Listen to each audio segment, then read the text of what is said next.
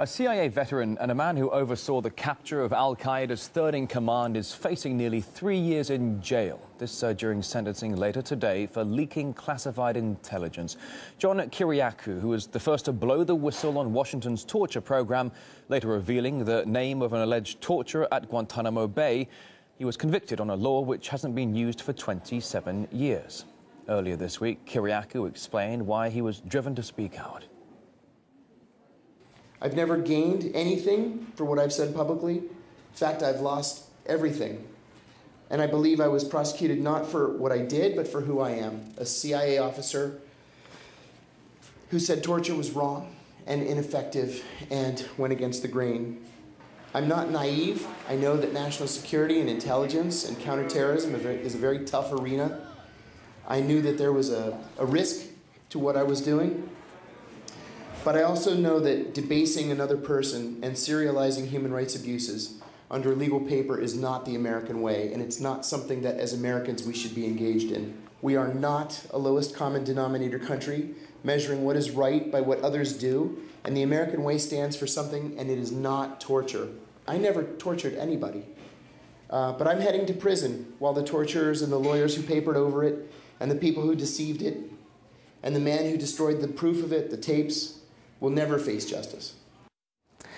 Well, the 30-month sentence that's been talked about is part of John Kiriakou's plea deal, but the judge could still refuse to settle that, meaning that there could potentially be more jail time. Let's get details on this now and speak to Ray Mcgovern, a former CIA officer now joining us here live on RT. A pleasure to see you today, sir. The man we're talking about says he's being punished not for what he did, but for who he is. What are your thoughts here on this? Well, it's mostly for what he said. He's being punished out of rank hypocrisy. Look at the chronology here. In 2007, John Kiriakou came out very loudly against torture as being not worthy of the United States and not efficient, not a way to get information. Less than a year later, two lawyers confirmed that. One's name was Obama, the other's name was Holder. Obama having become president, Eric Holder, another lawyer, having become Attorney General. They said waterboarding is torture. Torture is illegal. What happened? Well, nothing happened to the torturers. What is happening here is to the person who happened to agree with Holder and Obama and disagree with the previous President Bush. What did Bush say? Well, at his exit interview with Matt Lauer, he said, well, yeah, I'm proud to have authorized that because the lawyer told me it was legal. So, Mr. Mcgovern, are we talking about basically that it's the bearer of bad news that's used as a scapegoat here? Because ultimately, as we all know, post 9/11, security has been paramount for America. I suppose some might argue, can it indeed afford to let former agents run loose with secrets? Well, the instructions were to get people to confess. Confess to what? Confess to the existence of weapons of mass destruction in Iraq. Confess to the existence of operational ties between Al-Qaeda and Saddam Hussein. It was all a crock.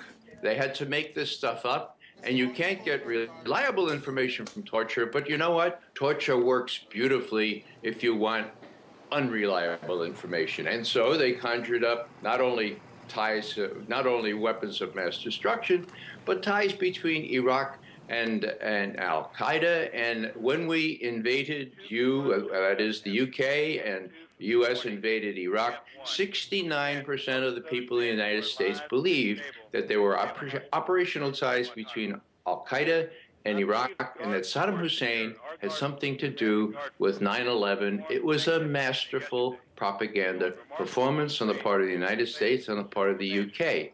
Now, how did they do that? Well, one of the ways was they tortured this one prisoner, Al-Libi, sent him to Egypt, where, guess what? He confessed that he sent people from Al-Qaeda up to Saddam Hussein's Iraq to receive instruction in explosives. Well, Ray, it's all rather murky. Certainly there have been some people in the past that have said that invading Iraq for 9/11 is like invading Mexico for the bombing of Pearl Harbor. John Kiriakou, though, the man we're talking about here, he essentially, when he comes out with this information about waterboarding and so on and so forth, I suppose I should ask you, where's the line between whistleblowing and that of leaking sensitive information? It certainly seems a bit blurry. Well, Kiriakou did not leak any sensitive information. George Bush did. So did Eric Holder, and so did Obama. Waterboarding is torture. Torture is in violation of all manner of international agreements. So Kiriakou's crime was sticking with the notion that torture was illegal, and he is accused, I suppose, of having identified or leaked to the press a person who was involved in torture. Now, that person's name was already in the press. He lives in Northern Virginia, where I live. I'd like to knock on his door and say, do you think it's fair for you to have supervised the torture program? And John Kiriakou, who is against torture, going to jail? I'd really like to do that. As a matter of fact, I may do that when I get home. I'm in London right now. Well, this has all the makings of a Hollywood movie, or certainly a conversation that requires more time than we have available for us here on RT. I do apologise for that. Ray Mcgovern, a former CIA officer, thanks so much. A great pleasure to have you on today.